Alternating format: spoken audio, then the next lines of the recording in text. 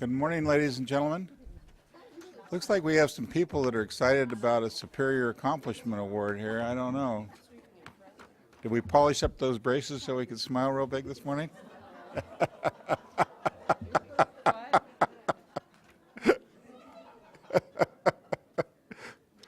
If I hadn't had those, I wouldn't have given you a bad time about it. But good morning, ladies and gentlemen. Tuesday, February 19th, 2013. I'd like to call this meeting to order. I'll begin by introducing my board members and staff. With me today, my colleagues, Vice Chair Frances Spivey Weber, to her left, Board Member Felicia Marcus, to my right, Board Member Tam Doduk, and Stephen Moore is sipping on a pina colada somewhere in Hawaii on vacation and is very, very sorry he can't be here with all of us today. Mr. Howard, would you introduce your staff, please? Thank you. To my right, Karen Turgovich and John Bishop, Chief Deputies. To my left, Michael Lawford, Chief Counsel, and Janine Townsend is assisting the board today. As all of you know, or most of you know, if an alarm goes off, we do have an evacuation procedure we need to follow.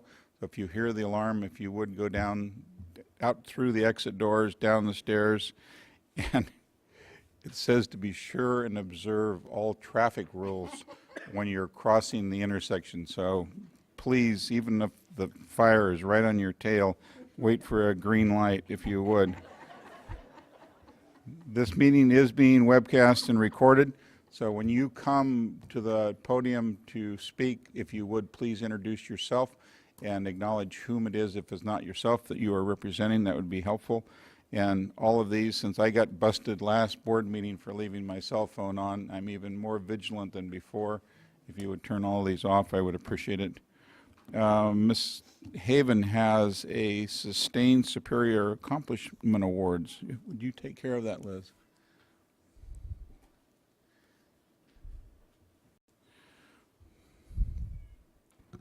Good morning, board members. I'm Liz Haven with the Division of Financial Assistance, and with me today are two recipients of a Superior Accomplishment Award here at the State Water Board. And we have, complete with her braces, Christine Gordon to help present the award. I'd like to say a few words about the Operator Certification Program. This is an extremely important function, as you all know, that the Water Board administers. It is critical to have the wastewater treatment facilities throughout the state operated by qualified individuals. And these folks, Deborah Cockrell and Julie Osborne, have just completed an important task related to the program. The Operator Certification Program regulations began long ago and far away. But when I started here in the division a year and a half ago, we put them on the front burner and made sure that they were completed. And it could not have been done without these two fine individuals carrying the workload. The update to the regulations had been long stalled, and they needed to address a provisional operator option and also the requirement for private facilities to have certified operators. And as you know, on December 4th, the board approved the regulations, and the package was submitted very promptly to the Office of Administrative Law in January, and actually I think in December, and then approved on January 28th. The regulations under the new requirements that the legislature passed will take effect on April 1st, no fooling. And now for a word about Deborah Cockrell, who has her family here to join her husband and relatives. She has been a key member of this team and has participated in the rulemaking process for more than 2 years. And Julie Osborne from the Office of Chief Counsel has been the sole legal counsel on this project. And I've done regulations with Julie before in a previous lifetime, and she's awesome to work with. Both staff were exceptionally dedicated to the completion of the amended regulations. They worked extensively with stakeholders and internal staff on the coordination. Both Julie and Deborah completed their tasks while retaining all their current other responsibilities. And let me tell you, the operator certification program is one that has extensive interactions regularly with the certified operators throughout the state. So this is no small matter to continue current responsibilities. Both Julie and Deborah displayed exemplary workmanship and earned the respect of their peers and colleagues in completing this task. So our thanks to you both. And I should mention that Christine and Wes Wilkinson and Doug Wilson and Jim Mon were also in the management chain. And so thank you, Christine. Here's for Deborah. Thank you. Certification of appreciation. And you have a lot to handle there. Thank you very Can much. you still shake my hand? I sure can. Of course. Thank you so much for that.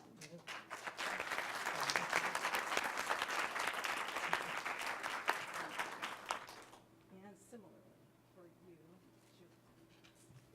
Congratulations. Okay. Up and get your picture.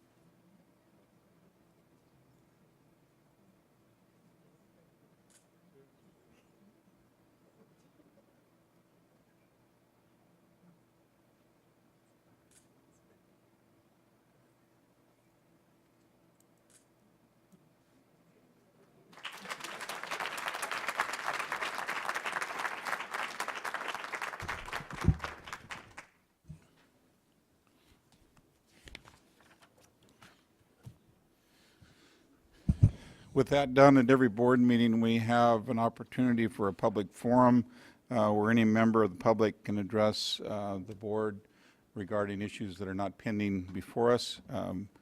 If any of you other than Mr. Lucas would like to speak, please give a card to Ms. Townsend. If we have none, Mr. Lucas, you're on. Thank you. Well, that's a nice way to start a meeting. It puts a smile on everybody's face. My name is Bob Lucas. I'm here today representing the California Council for Environmental and Economic Balance. And my purpose today is to let you know the status of the work of the SWRCB Water Quality Task Force. First, the SWRCB Water Quality Task Force is a little different than regular SWRCB organizations in that there are participants of business, labor, public community leaders. But in this case, we've also reached out to local public agencies across the state.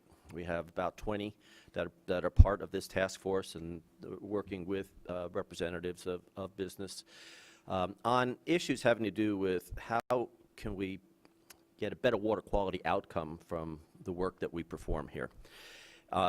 We started this, like I said, about a year ago using flow science and Sue Paulson. We've conducted, I think, 7 different case studies of different activities from Southern California and to the extent we could in Northern California to see the extent to which these activities had positive outcomes, very positive outcomes, or mediocre outcomes, or not quite so positive outcomes, or maybe they're leaving more questions than they are answers. In any event, we are also looking carefully at the recommendations of the Little Hoover Commission and its report that was issued in 2009, having to do with processes and data management aspects of it, not the structural aspects of that report. So I'm here to tell you today that on Friday we did release a discussion draft of this report. It's, we circulated it to a number of environmental organizations that we know are interested in water quality issues. We do this not to try to get out from under any compliance obligation. Rather, we're doing this to see if we can just improve the processes and the use of the data to end up with outcomes that we all agree would be mutually beneficial. So we originally asked for comments back by February 22nd. I've talked to Jerry Secunde, that's not realistic. So we're going to extend the comment date to March 15th. And we have had some conversations with TAM, for example, during the course of our work.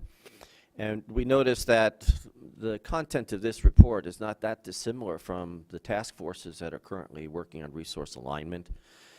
And we think that if we do get comments back in March, that we'll probably be able to have a complete report ready for your June meeting, if you think it's worthwhile to put us on the agenda with your other task force reports. So we hope that that's a realistic time frame for everyone. But today, I just wanted to let you know that we do have a discussion draft in circulation. People are going to be talking about it, and we're, of course, poised to answer whatever questions you may have. I've sent a copy of it to Karen, so your staff has it, whatever distribution you want within your own organization. And, of course, if any of you want it that don't already have it, you're more than welcome to ask for it, and we'll send it to you. So with that, if there's any questions, if not. Bob, I would like to thank you and your organization for going down this path, because from the discussions we've had, it's clear that your motive wasn't to try and avoid things, but to do it in a more efficient manner. And, since I've been here, I've seen an evolution at the Water Board where we've done a better job to try and reach out on different facets of our authority to do a more comprehensive job, not trying to circumvent the regional board, Mr. Unger, but trying to have programs that, where appropriate, fit into the different regions. I give Mr. Howard and his staff an enormous amount of credit for pursuing that. I think a lot of this has been driven by something that none of the regulated community liked, and that was the shift from general funded programs to fee-based programs, because with those fee-based programs comes a greater accountability and greater responsibility on our part. So it's certainly motivated us to be more responsive, and I think what you're doing is, to be commended. As I mentioned to you when you briefed me, I think the big challenge on this is not the detail of what you're working on. I'm comfortable you'll get that done. It's convincing your colleagues and everyone else that change is good, because we've seen that in the past, that you get everybody will want to change whatever it is, from the regional boards to a permit to whatever, and we go through the process of getting it done, and then the reality of a change sets in, and they may not like what they're dealing with, but at least they know what they're dealing with. And so getting over that threshold of a change that could very well be for the better is going to be an important part of the challenge here, and I'm sure you folks are up to it. So, Thank you very much. And I do, because of what you just said, I do want to point out that this report is in no way meant to be critical of the staff or of the board. I don't think anyone takes it that way. Right. Well, what we're looking for is, are there better ways of doing what we do here so that we do get better outcomes? That's the bottom line. So thank you very much. Yes? Just because I wasn't totally sure. Thank you. I think it's all of a piece, us figuring out together how to do this in the most sensible way we can. I think we're taking it in that spirit. But it's a discussion draft. It says don't circulate, but you've circulated it to a number of people. What are the ground rules for us sharing it with people? There are no ground rules for that, Felicia. So now it's out, so we can share it. It's out. Okay. It's out. We had an initial distribution to a list of environmental organizations that we thought would be particularly interested in it. Mm-hmm. Once it's out the door, people are going to talk about it. They're going to ask for it. They're going to have conversations with other people. Please feel free to do that. Okay. Good. Thank you. And following up to Felicia's comment, I wanted to ask you, since you mentioned the 4 stakeholder groups that are part of the resource alignment effort, I would ask that you share the discussion draft with the coordinators of those task force. And I see one coordinator sitting in the back there, Bob Gore, because as you mentioned, there's a bit of overlap there. That's that's slated for today. Excellent. I've already made the phone calls to certain individuals. I need to get certain email addresses, and then Karen go out can today. certainly help with that. And I always also echo the chairman's comments in thanking you, Jerry, Sieb, and your task force member for what has been well over a year worth of work on this effort. I look forward to seeing the recommendations in June. Thank you. Thank you very much. Thank you, Bob. Ms. Townsend, since we have a short agenda here, can you figure out how to drag out the approval of the February 5th board meeting minutes for a couple of hours, or do you have that pretty well complete? I move adoption. So much for that idea. Do I have a second? I will second. All those in favor signify by aye. Aye. Aye. Do any of, I said aye too. Do any of my colleagues have anything that they would like to report? Seeing none. I have item number 3 is uncontested. We have no cards on that, Janine? I'll So- entertain- Oh, Oh. so moved. Second. All those in favor? Aye. Aye. Mr. Howard, would you introduce item number 4, please? Yes, item number 4 is from the Los Angeles region, and we have Sam Unger, the EO, here to present it. It's a TMDL on the Ventura River for eutrophic conditions, algae, and nutrients.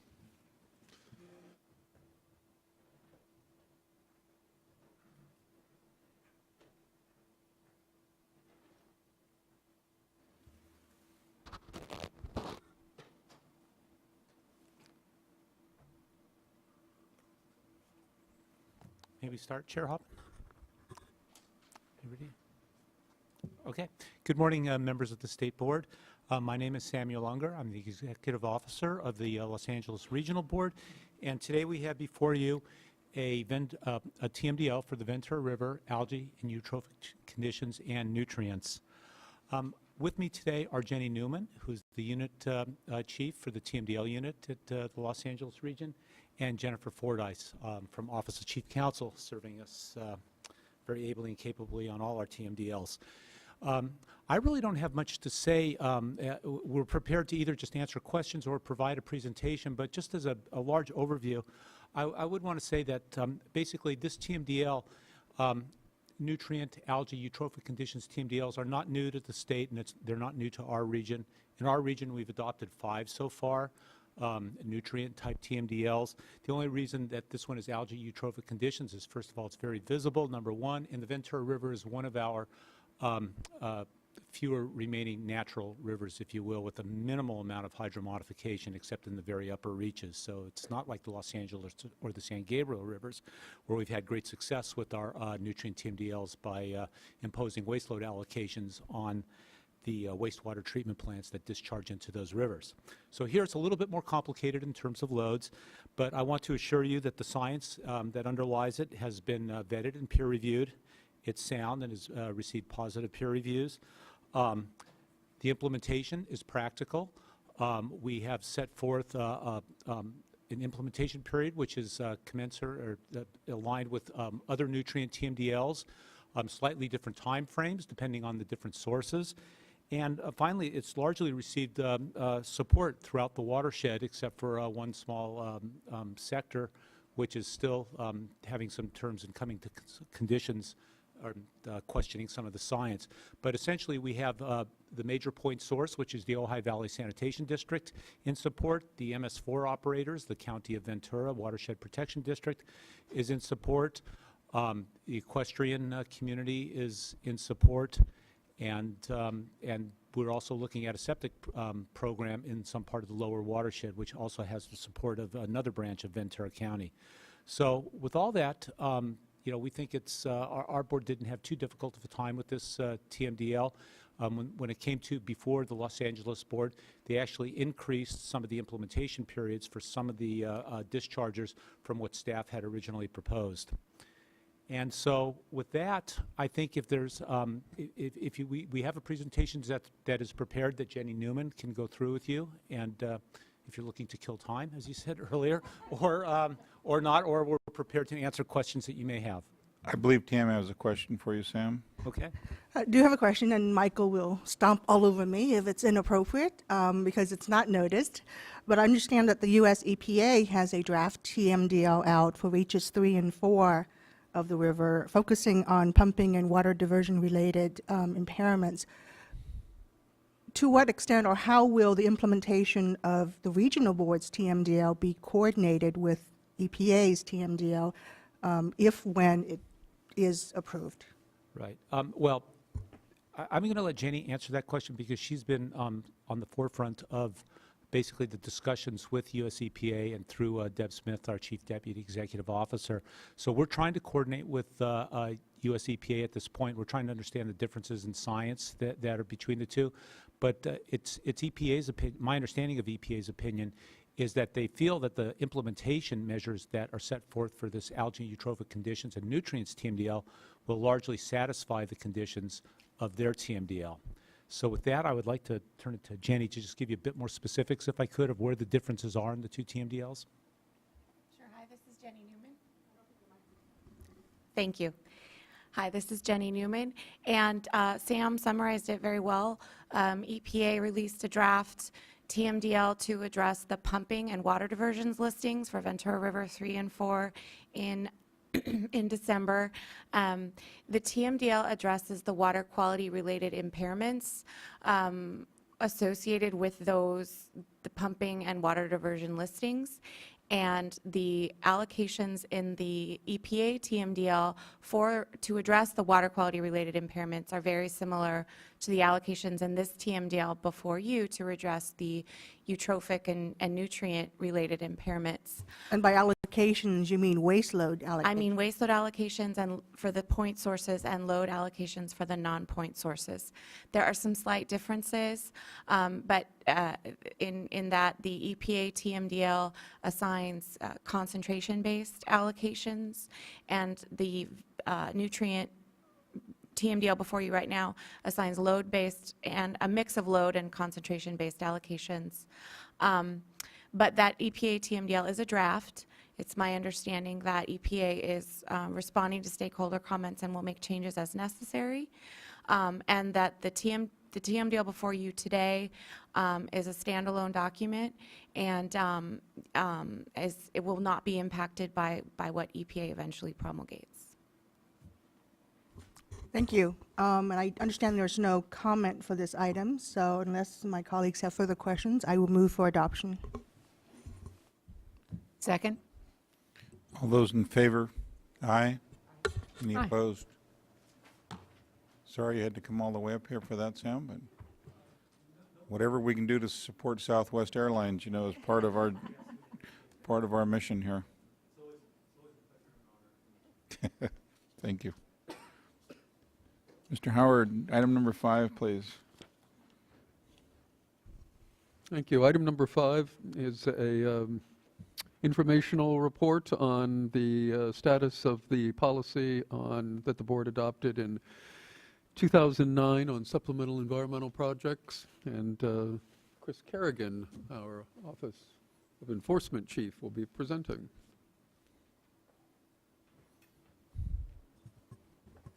Thanks, Tom. Good morning, Chair Hoppen, honorable board members. I've been tasked with reporting on the effectiveness of the 2009 SEP policy to you all this morning. And frankly, I thought I'd have a little bit more time before I had to present, although I am prepared. So let's just launch right into it. I'll make up for it. You can have all the time you want, 2%. How's that? We're just already becoming more efficient. If Bob were here, he would. As much as I have a reputation for being long-winded, I'm just going to avoid that. Oops. If I can figure out how to work the mouse.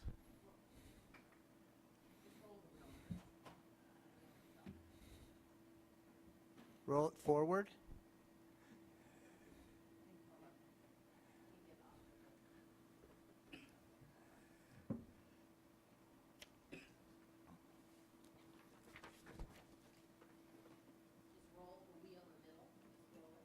Right.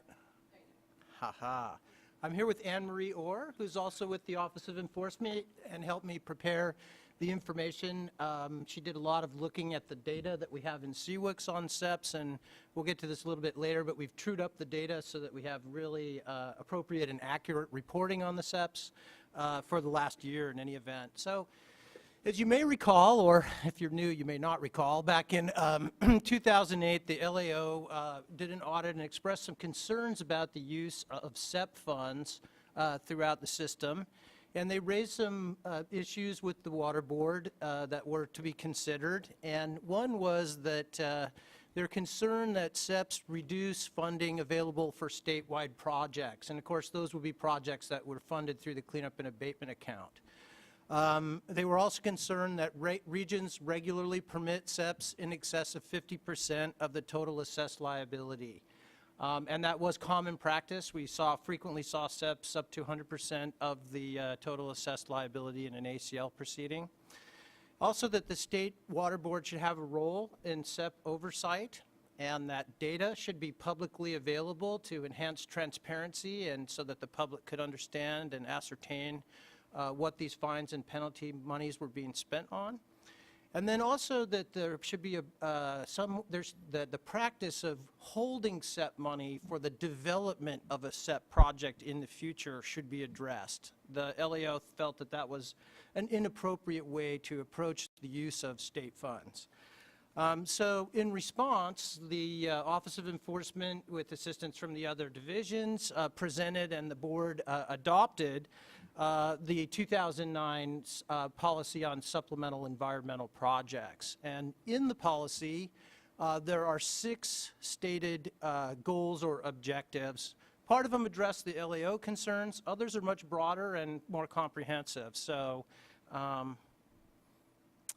the goals were to ensure the proper use of SEP funds, and to that extent there were a lot of recommendations, and we've developed a number of protocols for tracking the use of the money and the development and actual construction of projects that are approved in a SEP.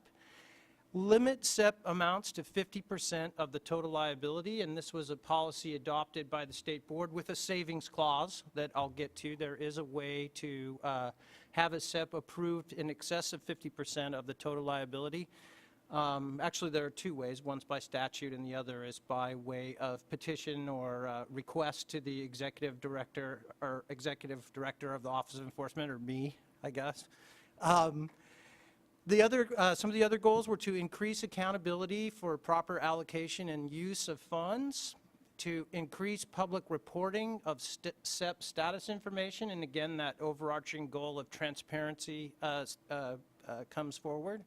To increase oversight on the placement of settlement funds into accounts not authorized by statute or the State Water Board, and then to ensure that dischargers cover oversight costs of SEPs.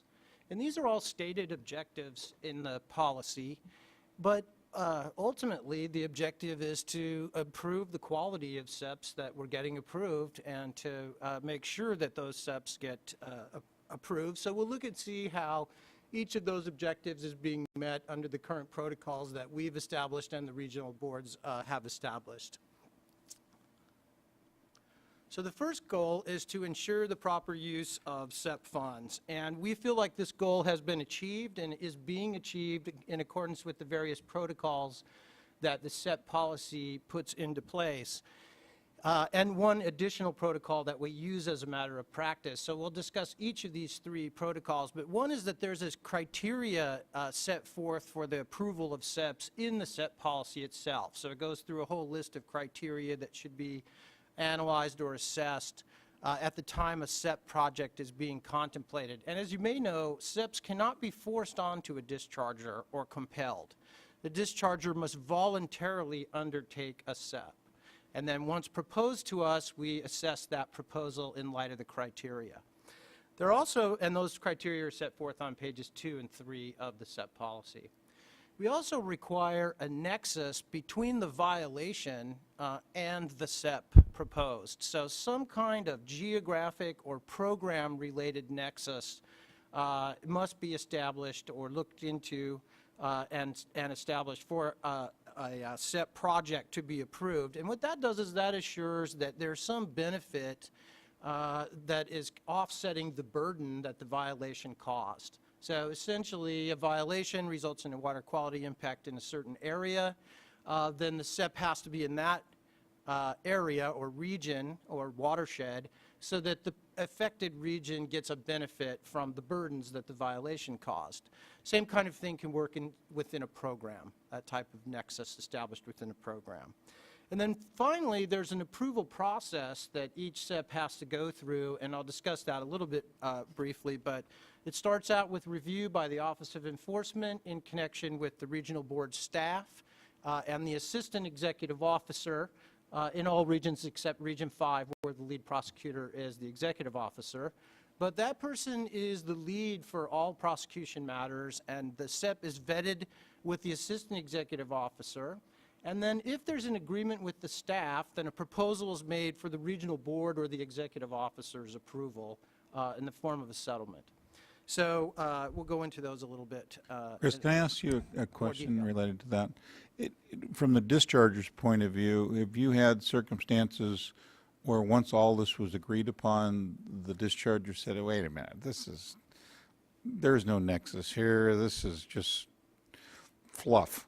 You know, I'm paying for something that I didn't agree to. Have we ever had that circumstance, or is there normally harmony, or I hate to use that word, but you know, once you've agreed on the SEP, is that pretty much it from the discharger's point of view?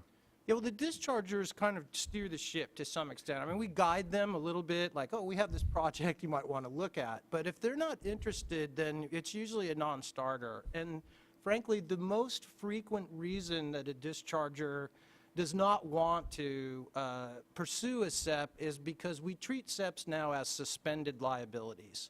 So if they pay some third-party entity to do the SEP and it doesn't get done, they act as guarantors, and we come back for the rest of the penalty against them. So we see some very conservative dischargers that are not willing to treat SEP liabilities as a suspended liability, and we don't waver from that requirement under the SEP policy. So if they don't, that's the most frequent reason that a SEP project might go off the rails during negotiations. But to that point, and you have to pardon my ignorance on this, I mean, you have to buy into what is being proposed in the SEP. I recall a regional board meeting that I won't name the region yet, that Tam and I sat and listened to an ACL being levied on someone, and they had agreed, the discharger had agreed with the regional board as to what the remediation would be to a problem, and after the fact, the remediation didn't work. And so the discharger was fined, but there'd been buy-in from the regional board on this project. How do you separate that where there's continuing liability until such time as the project has been completed? I don't understand the mechanics of the trade-off there, because you have to give buy-in to the project. You know, how do you walk that line? Well, some of the boards have pre-authorized lists of SEPs where they've kind of vetted the proposal in advance, and they say, this is a proposal that we would support were a discharger to come and back us up on that. So, you know, we're really looking for projects that have a concrete or tangible benefit to water quality, and that can also include monitoring or data collection. But if it's not going to be a concrete project, it's not going to meet those criteria, and I don't think the board staff is really going to be promoting something at this point that's speculative. So one of the criteria for SEP collection is there must be a direct benefit or it must study groundwater or surface water quality or quantity. So we're really looking for projects that have a direct benefit and further our statutory mission. So in the past, before the SEP policy was adopted, without getting into too much detail, there were some projects that were approved that were fairly far afield from promoting water quality. Some children's, like there was a children's petting pond at an aquarium that was approved, and of course that encourages kids to engage with nature, but it's not too close to the focus of our mission. So we try to make sure that the projects have this clear benefit or in the form of study or a direct project impact. And then critical to the SEP policies approach is that the SEP must go above and beyond the otherwise applicable legal obligations of the discharger. So it can't be something that we would otherwise be legally able to compel them to do. So that, to that extent, it's truly supplemental. And then it can never directly benefit in a fiscal manner a water board's functions or the members of staff or family or members and staff. And that's just prudent management practice for any sort of allocation of funds from a government agency. So. And then for the nexus requirement, we touched on this briefly before, there must be a nexus between the violations and the SEP, and the way the policy states that is there must be a relationship between the nature or location of the violation and the nature or location of the proposed SEP. And again, that's to balance the burdens and benefits from the violation to the project.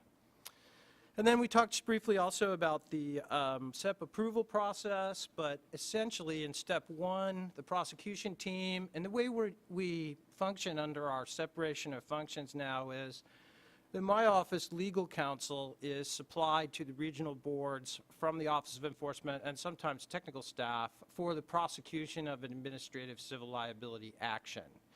The AEOs are our team leaders, essentially our client leaders, although most of them have a group management style, so we usually are dealing with regional board staff as our client in the sort of attorney-client vernacular.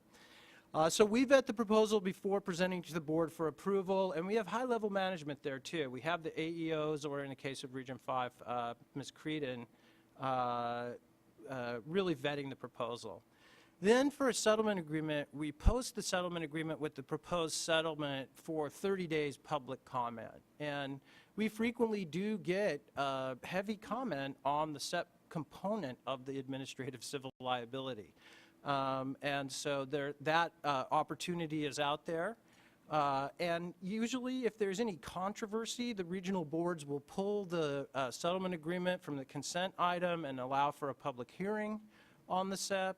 And then the SEP is approved by the regional board, modified by the regional board, or not approved by the regional board. And from time to time, we're sent back to work out more of the details of the SEP because of this or that concern raised by one of the board members.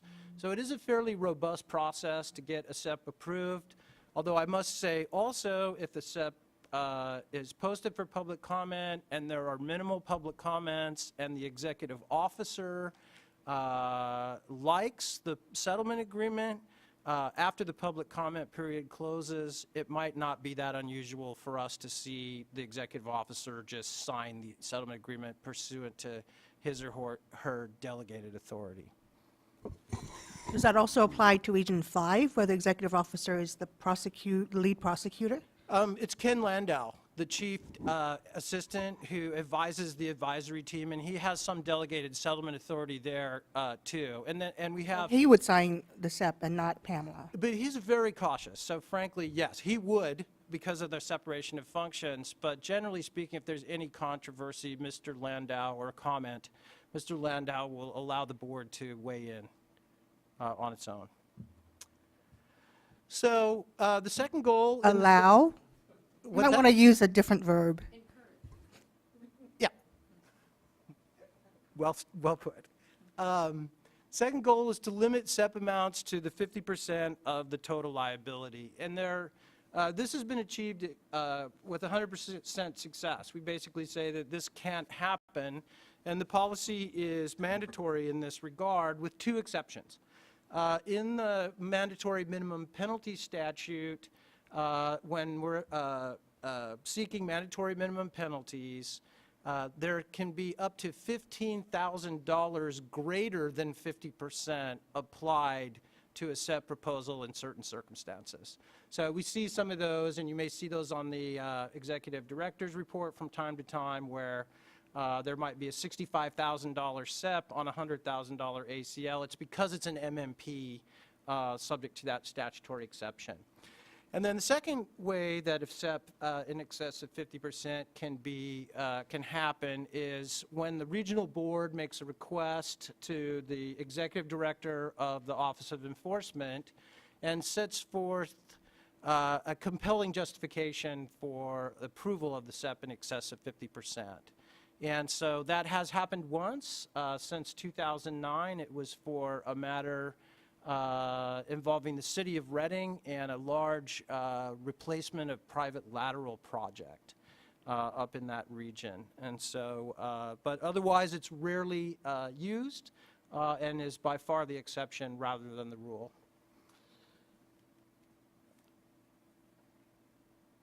The third goal is to increase accountability for proper allocation and use of the funds for SEP, and we've developed some protocols for this. First, and this is a structural protocol from the policy, the SEP is to be treated as a suspended liability, which means until a milestone, a significant milestone, or the project in its entirety is complete, the liability that was accounted for with the SEP remains in place.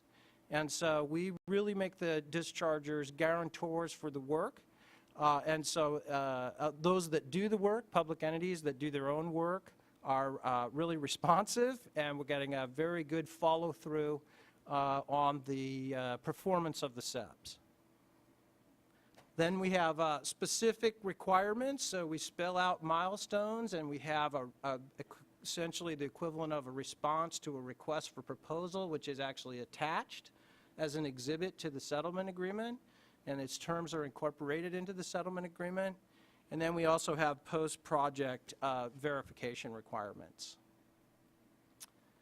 So again, the SEP is treated as a responsibility, as a suspended liability, and then some of the specific requirements for the orders containing SEPs are there has to be a scope of work, there has to be a budget, there are performance standards for the completion of work, there has to be a minimum of quarterly reporting, and then a time schedule for completion with milestones.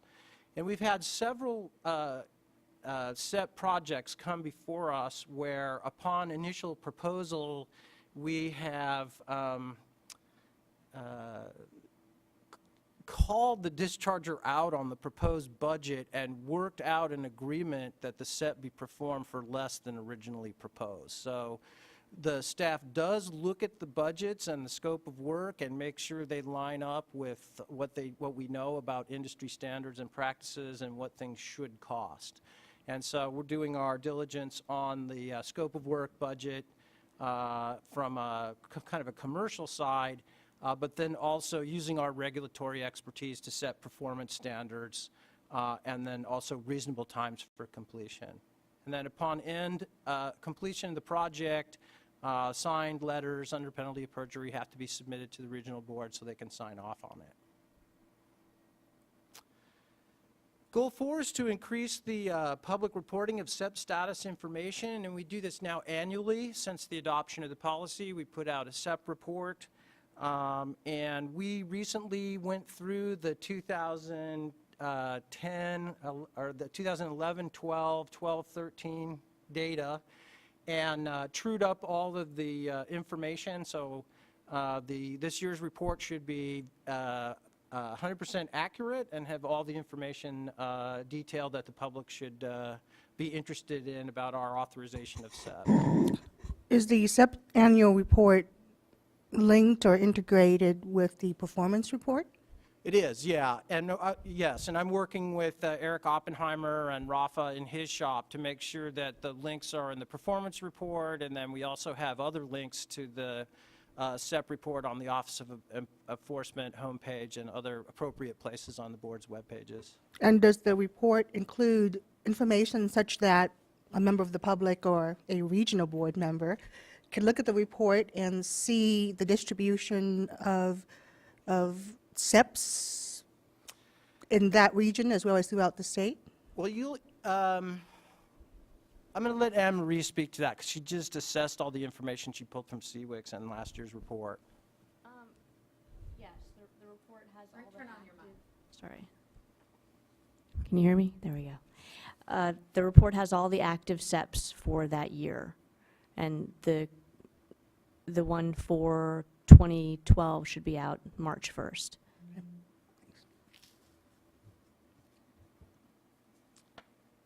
Okay.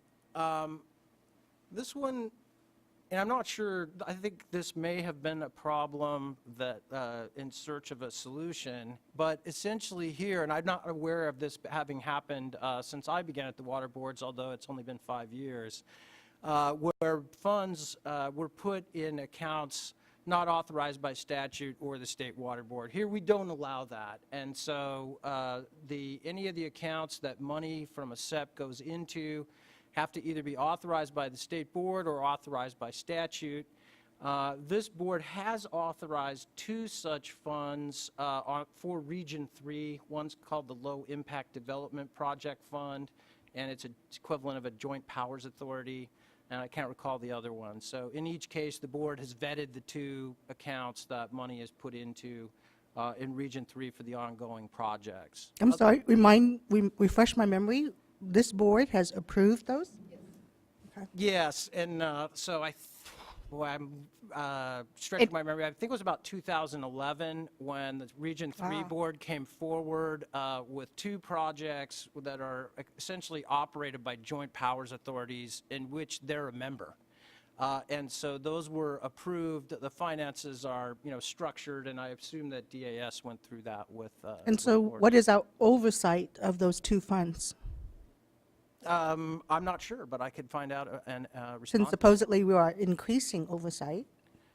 Yeah, we don't allow this sort of except in limited circumstances, but I'd certainly be happy to look that up and report back to you. I think I remember that one of the reasons that we approved it at the time was that the information would be used extensively by our own staff for the stormwater permits that we were working on. So, and I have queried, as each permit comes up, I've asked, what if they've taken advantage of the fact that this information is being gathered in Region 3 but has statewide applicability, and they've always pointed out where that has been done. So that's what I recall as the main motivation. And these 2 funds or accounts are the only 2 that falls into the category? Yeah, so far they're the only 2 that fall into that category. And I'll look to see how we're looking at the output from those 2 accounts and assuring that it's going to the right types of projects. And my suspicion is Region 3 is watching, but I'll make sure I can verify that. Since we've achieved the goal. So goal 6 is was to ensure that dischargers cover staff oversight costs of SEPs, and we need to improve here. We've done a fairly good job in some of the regions, but not as good job in other regions, and we're working to develop a uniform protocol for it now. Sometimes the cost of tracking whether a SEP is completed are considered by staff to be de minimis, but it's really hard to estimate that up front. Some regional boards have taken the position where they do that. They make an upfront cost estimate, and then they include that in the cost of the SEP when it's paid for at the very beginning of the project. Other regions feel like that's too speculative. They don't take that approach, and they try to build their staff costs afterwards on a model that's similar to our cost recovery for site cleanup. And so we're looking at that approach as well. We have to figure out a more uniform way to more regularly capture staff costs. But I can report that most of the regions have some protocol for capturing staff costs. It's just we need a more uniform protocol where they're doing that all the time, because that is an expense that should be borne by the dischargers and not out of other staff expenses or budgets. So we're working to improve that and working with the regions to work within their goals and not make it too burdensome for them to just track the costs. So looking at the overarching goal of improving the quality of SEPs, we looked at all the SEPs that have been approved since the policy was adopted, and we looked at a number of metrics: the number of projects, the dollar amounts of the projects, the trends in project types, direct versus indirect nature of water quality benefits, and high versus low level of water quality benefits. So we looked at all these different matrices, or metrics, and I have to say there's not enough data to make really conclusive determinations about where we're going with improving the quality of SEPs. And part of that is, as you can see here from this graph, and I would show you between the two middle bars are the years 2009 and 2010. And the reason we didn't collect or report on data for those years is because some ACLs were subject to the SEP policy and others were not during that 2-year period, depending on when the complaints were filed and how quickly they were settled. So it was really very difficult to sort the data for those 2 years. We can say for sure that in the 2 years before the policy was adopted and became applicable, we did in 2007 about $10 million worth of SEPs, and that was 43 projects. And then in 2008, about 40 projects and about $8 million worth of SEPs. After the policy became adopted and we're now up to speed and running in 2011 and 12, you can see that we're averaging over $11 million in SEP projects, but our number of projects is diminishing. So what you can draw from that is we're doing higher value, higher dollar value projects from SEPs. But again, the data is a pretty limited data set. And so we need to see how this continues to trend over time to really make any accurate predictions about it.